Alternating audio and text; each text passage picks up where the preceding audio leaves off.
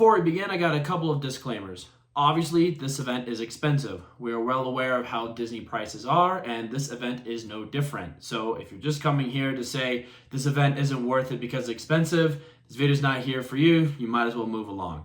But for those interested in what this event is like, and maybe after hearing some of the stuff you hear in this video, you're interested, then stick around because I have plenty to say about this review of Mickey's Not So Scary Halloween Party, which is the special ticketed Halloween event that goes on at Magic Kingdom. So come along with me and enjoy me on this review.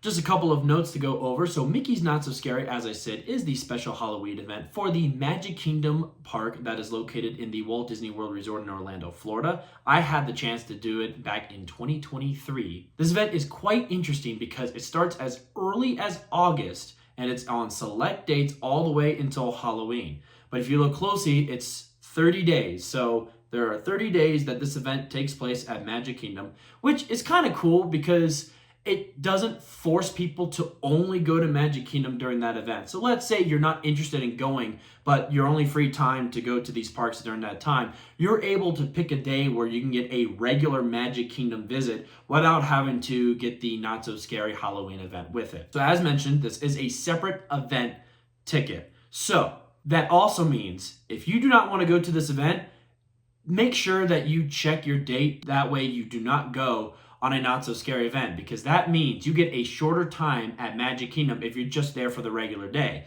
You'll probably only be there from like 9 a.m. to 6 p.m. rather than like 9 a.m. to 9 p.m., which is usually the normal hours for Magic Kingdom. So just be advised about that. If you do not want to do this event and you're going between August and October, make sure you check your date wisely so that you do not accidentally get a regular Magic Kingdom day ticket during the Not So Scary event. With that out of the way, let's go ahead and get started. There are some props to this. So even though the event doesn't start till 7 p.m., you can get into the park at 4 p.m. So in reality, you have 8 hours of Magic Kingdom. So yes, it's around $115, I think now, if you get the ticket early. If you wait until Halloween, you're going to be paying a lot of money. So that's another thing I recommend. Go maybe in September. That's probably your best time to get some decent tickets. Maybe in like late August. But still, you can get into the park earlier. And what's really nice about this event, if you do not like how intense the crowds are at Magic Kingdom,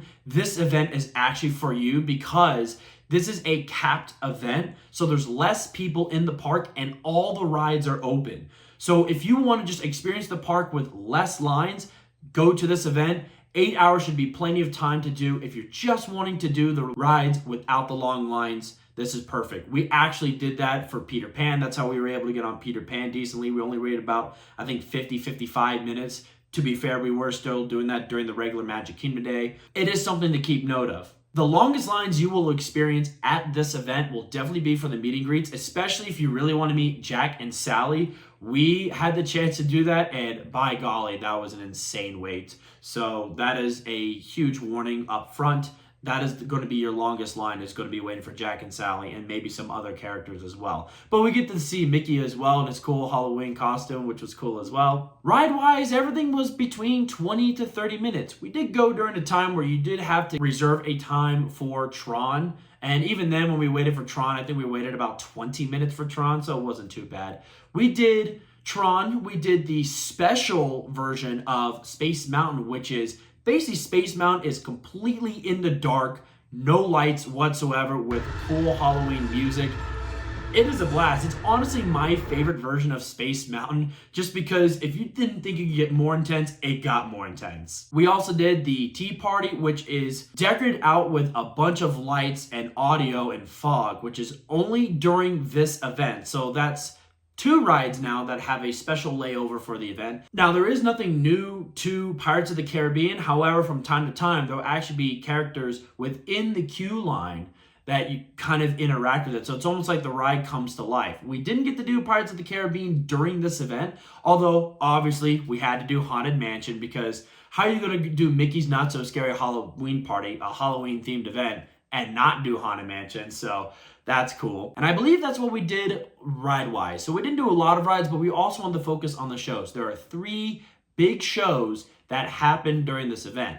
You have the Booty-Oo Parade, which is a fantastic parade. I think right now it's actually my favorite parade out of all the Disney parks that I've done. Very fun. There are 2 showings of it. We went to the later one. We experienced less crowd. So once again, if you're trying to avoid that Disney crowds, go to the second one instead of the first one. There is a nighttime fireworks show just special for this event. They only play it once. Absolutely spectacular. This is the best fireworks display out of all the nighttime shows that I've seen at all the Disney parks. Absolutely fun with a really fun story. This is more upbeat compared to your Happily Ever After tearjerker nighttime show, but still a blast, and the fireworks are just absolutely fun to watch.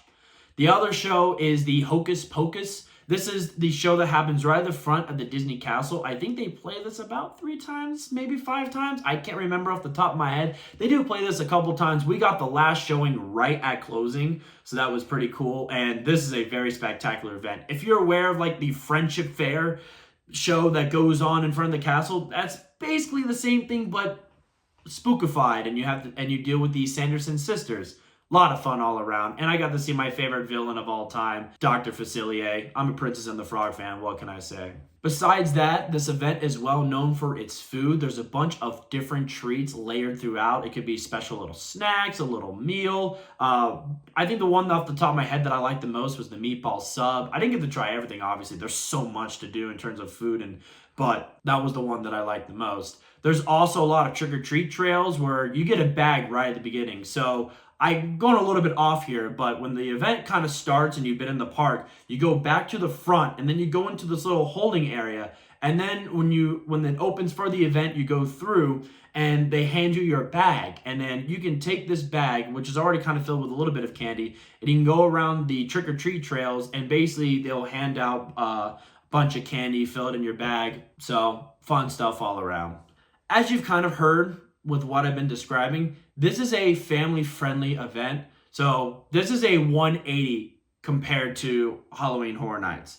As someone that grew up with haunted Halloween stuff like Halloween Haunt, Fright Fest, Howl-O-Scream, it was definitely a switch in gears, but it was done so well that I really enjoyed it. And that's not to say spooky Halloween events are bad in any way. It's just I'm always used to stuff with ghouls and scares and stuff like that, and this is more of a fun time celebration, like stuff that you would deal with at a Halloween house party on trick-or-treat night. Overall, personally, I like the event. There are really cool things that you can do, like for instance, I would even recommend, instead of just getting a ticket to both regular and not so scary, just get the not so scary and do the full 8 hours. You get a little bit of time to experience the park as it is, and then you get all the time with the Halloween, and like I said, you have less crowds, but there is still a lot to do. It depends on what you're wanting to go for, but it is a lot of fun. There's a lot of cool festivities. I quite enjoyed it. I know when we did it, we actually did 2 days, but that's because I'd never seen Happily Ever After before. The last time that I'd gone to Magic Kingdom prior was when Enchantment was happening, and I never had to experience Happily Ever After. So technically we did 2 days, but in reality, if you're trying to save money and you just want to kind of do 1 day at Magic Kingdom, but you really want to try this event, I highly recommend just getting a ticket for this event, getting there right at 4 p.m. That means getting to the gates just at 4 p.m., experiencing the park as it is, and then by 7 p.m. go and enjoy the festivities of Mickey's Not So Scary. Hello, Editing Charles here. I wanted to record this because I realized I left something out in my original recording of this Mickey's Not So Scary Halloween Party review that I'd like to share with you guys. And that was mainly my biggest critique of the whole event. And in my opinion, the park needs more decorations. Now, Main Street USA looks fantastic, and the castle looks great and all that. But once you leave into the other themed lands, you don't really have any extra Halloween decorations. I know there's some great lighting in Tomorrowland, and that's the best you can do at Tomorrowland, but like, I would love for Liberty Square to be like Sleeping Hollow. I mean, you already have Haunted Mansion, but really spookify the whole area and really make it feel like Sleeping Hollow. Add some fog machines, a lot of graves and stuff like that. So maybe you can do some even more stuff near Pirates of the Caribbean. So I wanted to just share that. That is the one thing that I hope in the near future they can at least expand with it. I guess it doesn't help that where I come from with Kings Dominion, Busch Gardens, Six Flags America, and even going Knoebels and Hershey, they decorate the whole park. and not just one section of the park. And so I hope that in the near future, that is something that they could definitely add to the event, is not only just continue with the amazing decorations on Main Street, but to put more into the rest of the themed lands. So that's all I want to bring with this little edit. Well, that's going to do it for this review of Mickey's Not So Scary Halloween Party. This is definitely a family fun event, and I'm curious if you've been to it. If you have, let me know in the comments down below what your thoughts are and what your favorite thing to do is here at this event. If you made it to the end of this video and you enjoyed it, you might as well give this video a big old thumbs up. It helps the channel out greatly as I'm trying to continue to grow this channel. And if you haven't hit subscribe yet, you might as well hit subscribe as well. I'd very much appreciate it. Thank you guys so much for watching, and as always, roller coaster fanatics, keep coasting.